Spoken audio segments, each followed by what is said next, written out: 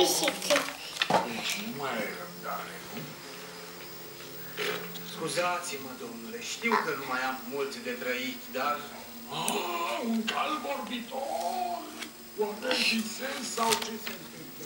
Ascultă-mă, trebuie să-mi îndeplinești o ultimă dorință. Spune-mi ce anume? După ce vei termina treaba, Poftim, capul iubita? tău să fie amplasat cu mândrie deasupra porții orașului.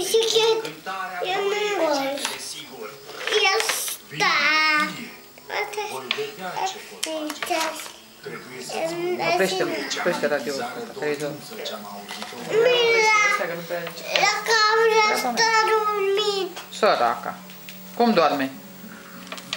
Ii, ce frumos. Am mai șușuveți. Am mai șușuveți. Ambălseus ce? Cabreț? Manjul Zuberț. Ambălzul subeț. Ah, Manjul Zuberț, doamna Cabra? ia uite, mă. Da? Mumun nu șaiet. Mumun roș. Mumun roș.